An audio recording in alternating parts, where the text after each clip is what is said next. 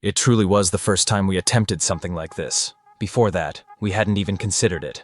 You see, we were already working when we got married, and we chose a quiet, intimate corner for our private conversation.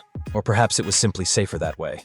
Old Hollywood was brimming with glitz and allure, but behind the dazzling facade, many stars lived in constant fear of their true selves being exposed. During an era when relationships outside the heterosexual norm were strictly forbidden, numerous actors and actresses entered into lavender marriages, unions of convenience designed to safeguard their careers and public reputations. In this video, we'll explore the most notable lavender marriages of Hollywood's golden age, uncovering the hidden stories behind these carefully constructed partnerships. Oscar Wilde and Constance Mary Lloyd. In an effort to conform to the rigid expectations of Victorian society, Oscar Wilde married Constance Mary Lloyd in 1884. A decision that, in many ways, was a calculated move to conceal his true sexual identity. Together, they had two sons, Cyril and Vivien, and for a time, their marriage appeared to be the picture of conventional respectability. However, beneath this carefully maintained facade, Wilde's desires lay elsewhere, leading him into relationships with men that would eventually become his undoing. Though Wilde and Constance shared a bond of mutual admiration, his extramarital affairs, particularly with younger men like Lord Alfred Douglas, became widely known within certain circles. The scandal reached its peak when Wilde was arrested on April 26, 1895, and charged with gross indecency due to his involvement in homosexual relationships. The trial became a public spectacle, exposing Wilde's private life in a society that criminalized homosexuality. He was ultimately convicted and sentenced to 2 years of hard labor, a punishment that devastated both his health and reputation. Despite the humiliation and betrayal she endured, Constance maintained the public image of a devoted wife, striving to protect their children and preserve Wilde's literary legacy. However, the scandal left deep scars, forcing her to change her name and live in exile to escape the disgrace tied to Wilde's downfall. Though they remained legally married until Wilde's death on November 30, 1900, the fallout from his trial had irreparably damaged their relationship, a stark illustration of the brutal consequences faced by those forced to conform at the expense of their personal truth. Barbara Stanwyck and Robert Taylor. Barbara Stanwyck and Robert Taylor were among Hollywood's most recognizable stars. But behind the glamour, their private lives became a source of concern for major studios. At the time, homosexuality was strictly taboo, and for actors whose careers depended on public adoration, maintaining the illusion of traditional relationships was essential. Both Barbara and Robert were rumored to be uninterested in romantic relationships with the opposite sex, a fact that MGM executives saw as a direct threat to their marketability. As a solution, MGM orchestrated a marriage between the two, summoning them for a private meeting where their future was effectively decided for them. On May 13, 1939, they wed in what many believed was a studio-mandated union, intended to dispel any speculation about their sexualities. However, the nature of their relationship was evident from the start. Robert refused to kiss the bride at their wedding and, instead of spending the night with Barbara, went to his mother's house. This blatant rejection of intimacy set the tone for their marriage, which, though it lasted 12 years, was marked by emotional and physical detachment. Despite their personal distance, their marriage successfully preserved their public image, keeping them employed and free from scandal. It stands as one of the most glaring examples of Hollywood's control over its stars, forcing them into arrangements that prioritized commercial success over personal fulfillment. When they finally divorced in February 1951, the separation was merely a formality. Their union had always been more of a contractual obligation than a romantic partnership. Rudolph Valentino and Jean Acker. One of the most infamous examples of a lavender marriage in early Hollywood was the union between silent film heartthrob Rudolph Valentino and actress Jean Acker. At the time, Acker was rumored to be a lesbian, and their marriage was widely believed to be a strategic move to conceal their true personal lives from a conservative public. Lavender marriages were common in the early 20th century, particularly in Hollywood, where maintaining the appearance of conventional heterosexual relationships was often necessary for career survival. Valentino and Acker wed on November 6, 1919, in what initially seemed like a glamorous union between two rising stars. However, their relationship took a dramatic turn on their wedding night, Reportedly, Acker immediately regretted the marriage and locked Valentino out of their hotel room, refusing to consummate their union. This humiliating incident foreshadowed the fate of their marriage, which quickly became estranged. The couple spent little to no time together as husband and wife, leading to their eventual divorce on March 4, 1923. This marriage serves as a stark example of how Hollywood stars were pressured into maintaining carefully curated public images, often at great personal cost. At a time when homosexuality was heavily stigmatized, many actors and actresses entered into these unions to avoid scandal, protect their careers, and uphold the illusion of societal normalcy. The Valentino-Acker union, with its abrupt failure and well-documented dysfunction, remains one of the most famous instances of this phenomenon, highlighting the hidden struggles many endured behind Hollywood's glittering facade. Judy Garland and Mark Herron. Mark Herron, an American actor known for his stage and film work, was involved in one of Hollywood's many lavender marriages, a practice where individuals, often pressured by societal norms and career expectations, entered into heterosexual marriages to conceal their true sexual orientation. Herron had a long-term romantic relationship with fellow actor Henry Brandon, but due to the intense scrutiny surrounding public figures at the time, he sought to maintain an illusion of conventionality. To uphold this facade, Herron entered into a highly publicized marriage with legendary singer and actress Judy Garland on November 14, 1965 in Las Vegas, Nevada. At the time, Garland had already endured multiple failed marriages and personal struggles, making the union appear as yet another chapter in her tumultuous love life. However, behind closed doors, the marriage was anything but conventional. The couple separated after just 5 months, and their divorce was finalized 17 months later. Shortly after their split, Herron openly embraced his relationship with Brandon, with whom he remained until Brandon's death in 1990. His willingness to acknowledge his true identity after the short-lived marriage with Garland highlighted the immense pressures Hollywood exerted on stars to conform to societal expectations, particularly concerning relationships and sexuality. The era's rigid standards made such cover-ups almost necessary for career survival, yet Herron's eventual openness about his relationship with Brandon underscored the gradual shift in attitudes toward LGBTQ+ identities in the entertainment industry. Nils Asther and Vivien Duncan. Nils Asther, the Swedish-born actor known for his striking looks and intense screen presence, was one of many Hollywood stars who entered into a marriage of convenience to conceal his true sexual orientation. In August 1930, he wed Vivien Duncan, one of his co-stars in Topsy and Eva, in what was widely believed to be a strategic move to maintain a socially acceptable public image.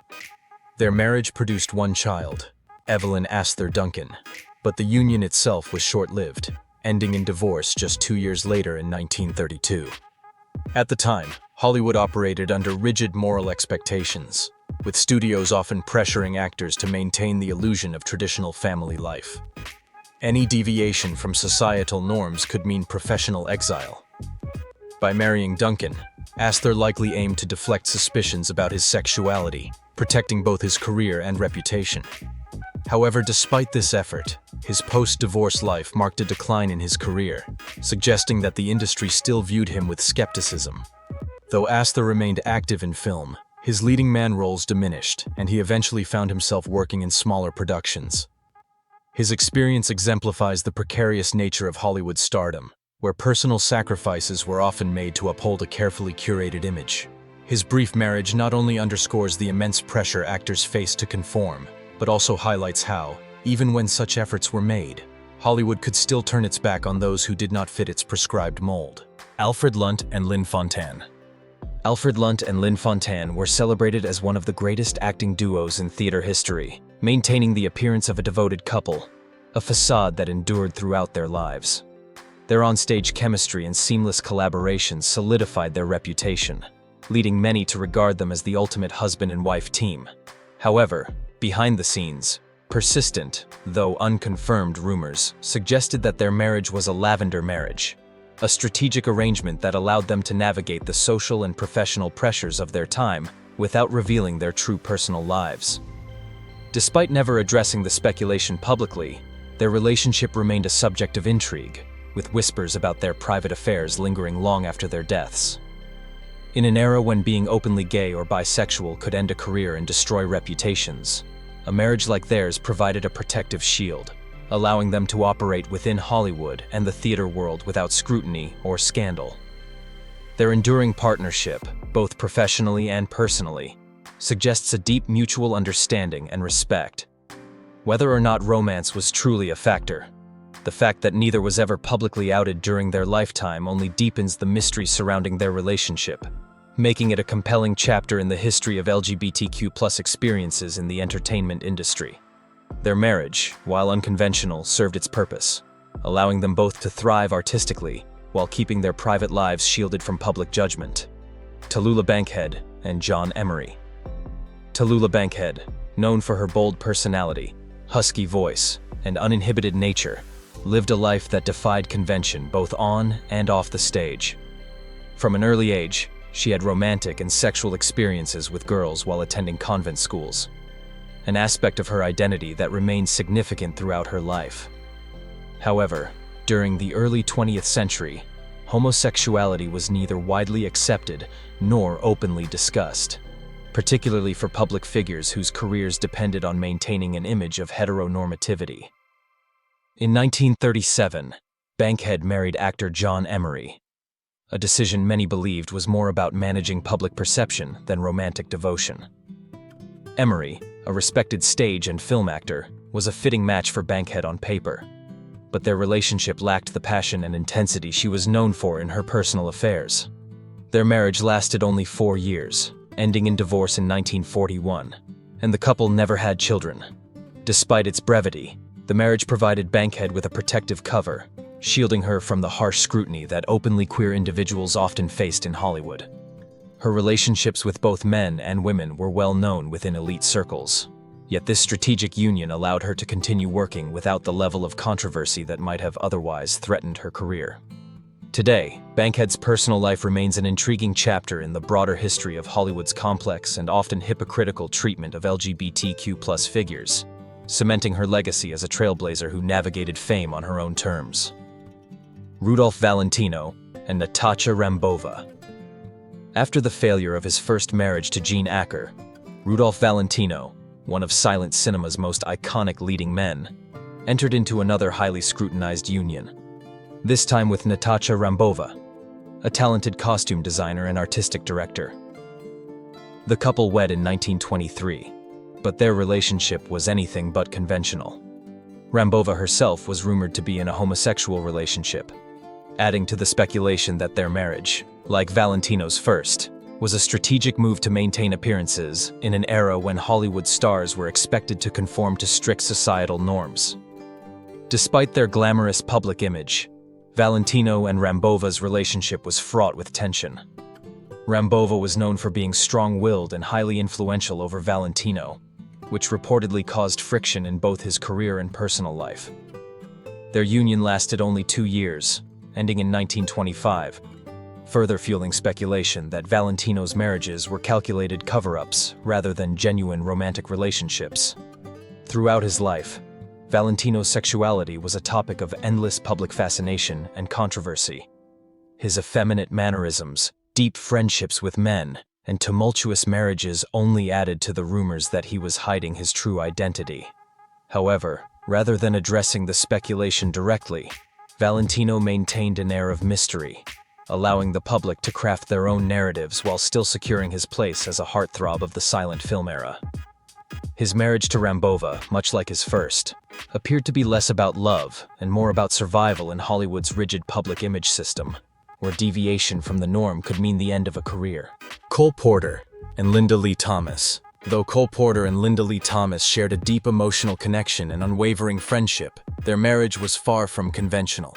Cole, a celebrated composer and lyricist, was known to prefer both long-term relationships and fleeting physical encounters with men.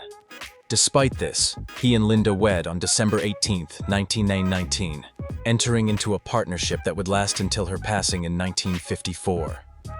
Their marriage was, in many ways, a strategic arrangement, allowing Cole to maintain a facade of heterosexual respectability in an era when being openly gay could end a career and ruin social standing. Linda, a wealthy and well-connected socialite, was fully aware of Cole's orientation, but was drawn to his charisma, talent, and companionship. In turn, Cole admired Linda's elegance, intelligence, and influence.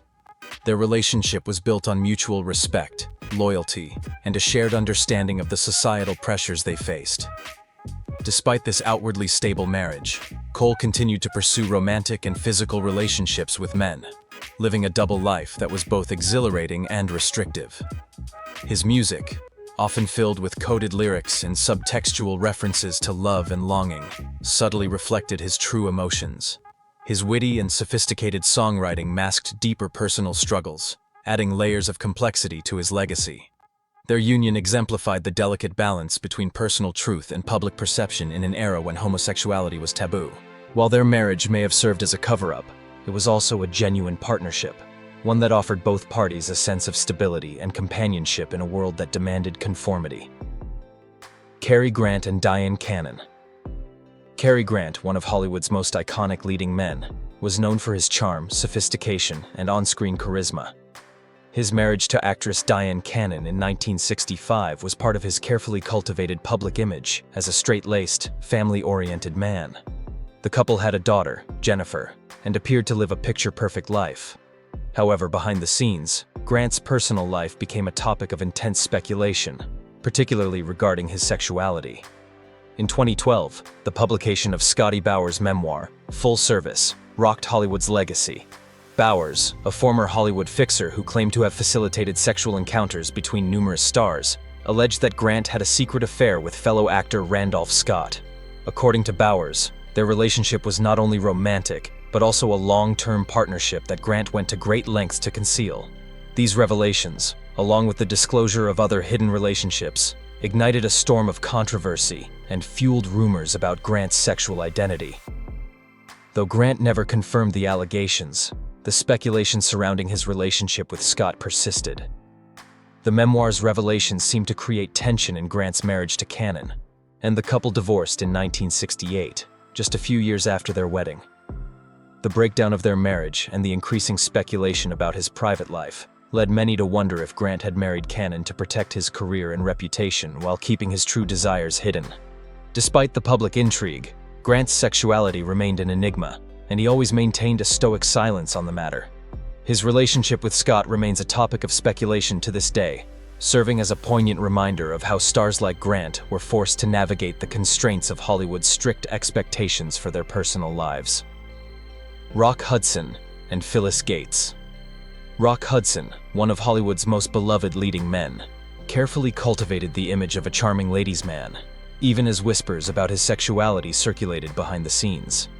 In an era when being openly gay could end a career overnight, Hudson, like many others, relied on Hollywood's careful image management to maintain his star power. However, in 1955, his carefully controlled public persona was threatened when Confidential magazine, a tabloid known for its scandalous exposés, began investigating his secret relationships with men. Fearing a career-ending scandal, Hudson's agent, Henry Wilson, orchestrated a hasty solution: a marriage of convenience to Phyllis Gates, Hudson's secretary. The wedding took place in November 1955, just in time to counteract the impending media scrutiny. Though the marriage served its intended purpose of quelling rumors temporarily, the public remained skeptical. Hudson's reluctance to engage in typical marital behavior, coupled with ongoing rumors from Hollywood insiders, only fueled speculation that the marriage was a sham. Gates later claimed she had no knowledge of Hudson's sexuality during their marriage, though some believe she was fully aware of the arrangement. The marriage lasted only 3 years, ending in divorce in 1958. Despite the attempt to silence speculation, Hudson's sexuality remained an open secret in Hollywood circles. He never publicly confirmed the truth about his personal life, but his story became one of the most well-documented examples of how Hollywood stars were forced to live double lives to maintain their careers. Kaye and Sylvia Fine. Kaye was widely celebrated as a beloved entertainer, known for his zany humor, musical talent, and charm. However, despite his fame, he was often typecast in effeminate roles due to his soft, playful persona, one that didn't conform to the traditional image of masculine leading men in Hollywood. These roles, combined with rumors about his personal life, contributed to his complex public image. In his early career, particularly during his time in vaudeville, Kaye was reported to have had romantic relationships with men, though these were not publicly acknowledged at the time. As a young performer, he had to navigate a Hollywood environment where homosexuality was still taboo and where his more effeminate traits might have attracted unwanted attention.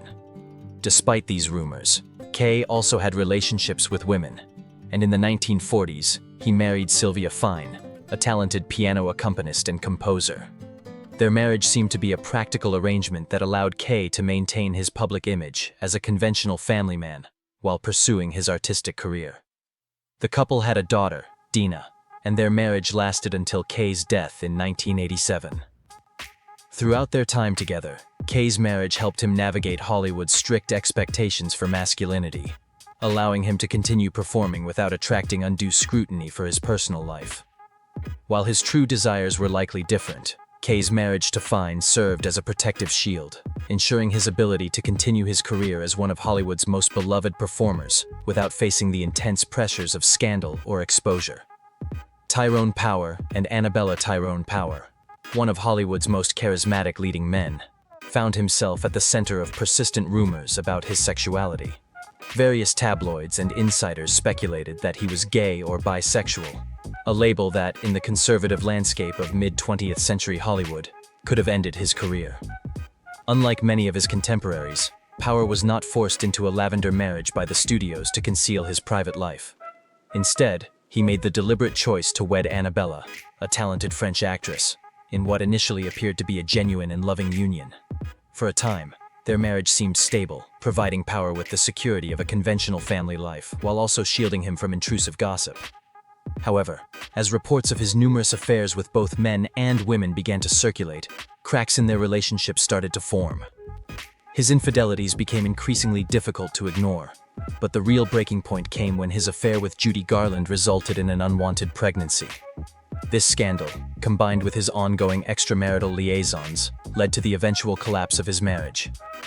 After 9 years together, Power and Annabella divorced in 1948. While their marriage may have started with genuine affection, it ultimately served as a strategic cover-up, one that failed to withstand the pressures of public scrutiny and personal indiscretions.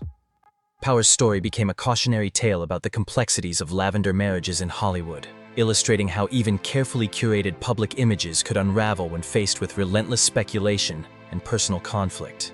Liza Minnelli and Peter Allen. Liza Minnelli and Peter Allen's marriage was one of Hollywood's most well-known Lavender unions, orchestrated as much by societal expectations as by their own personal circumstances. As the daughter of Judy Garland, Liza was no stranger to the idea of marriages of convenience, given that her mother had also been part of one. The pressures of Hollywood's image-conscious culture loomed over her, and her marriage to Peter Allen on March 3, 1967, seemed to fit the traditional narrative expected of a rising star. At first, their marriage appeared to be a glamorous Hollywood romance, but insiders whispered about Peter's relationships with men, particularly rumors of an affair with Mark Herron, who had been briefly married to Judy Garland. These rumors persisted throughout their marriage, though Liza remained publicly devoted to Peter. Ultimately, the strain of maintaining appearances proved too much, and the couple divorced on July 24, 1974, after 7 years together. 7 years later, in 1981, Peter Allen publicly came out as gay, confirming what many had long suspected. His revelation added another layer of complexity to their union, solidifying it as a classic example of a Lavender marriage, one meant to protect reputations and manage public perception rather than fulfill romantic or sexual compatibility. The public never fully understood the emotional dynamics of their relationship, but Peter's later honesty allowed for a deeper understanding of Hollywood's pressure on its stars to conform, even at the cost of personal happiness. Katharine Hepburn and Spencer Tracy. Katharine Hepburn and Spencer Tracy formed one of Hollywood's most enduring and celebrated partnerships, both on and off the screen. While their relationship was never a traditional romance, it successfully concealed their true identities from the public, shielding them from speculation that could have damaged their careers. Their close bond and frequent on-screen collaborations created the illusion of an epic love story, effectively silencing negative rumors about their personal lives. Despite their public appearances as a devoted couple, Hepburn was widely believed to have been involved in relationships with women, while Tracy was known to have had affairs with men. Their arrangement allowed them to navigate Hollywood's strict moral codes while maintaining their status as beloved film icons. Unlike many Lavender marriages of the era, Hepburn and Tracy never officially married, but their 26-year partnership functioned in much the same way, lasting until Tracy's death in 1967. Their calculated companionship offered them both the freedom to live as they wished in private while maintaining a carefully curated public image. For Hepburn, her connection to Tracy helped keep focus on her formidable talent rather than her personal life. For Tracy, who struggled with Catholic guilt and alcoholism, their relationship provided him with stability and protection from scrutiny. To this day, their union remains a subject of fascination, illustrating the complex ways in which Hollywood stars manage their public personas through strategic partnerships. Janet Gaynor and Adrian Greenberg. Before meeting Adrian Greenberg, the renowned costume designer known simply as Adrian, actress Janet Gaynor struggled to keep her sexuality a secret. As one of Hollywood's most beloved stars of the silent and early sound era, Gaynor's personal life was often under intense scrutiny. No matter how hard she tried to maintain a conventional image, rumors about her attraction to women persisted, and her multiple failed marriages only added to the speculation. Determined to protect her career and public reputation, Gaynor saw her marriage to Adrian as her last chance to permanently suppress these rumors. Their union provided her with the stability and security that her previous marriages had failed to offer. Though the relationship was not based on romantic or sexual attraction, it was an effective mutual arrangement. Adrian, who was also believed to be gay, benefited from the cover of a traditional marriage just as much as she did. Despite its strategic foundation, their marriage was longer lasting than her previous unions, enduring for 20 years until Adrian's death in 1959. Unlike her earlier relationships, which ended in divorce, this one provided a sense of companionship and social protection that suited them both. Their successful cover-up allowed Gaynor to maintain her career without the cloud of scandal, making it a notable example of how Hollywood stars of the time navigated their personal and professional lives within restrictive social norms.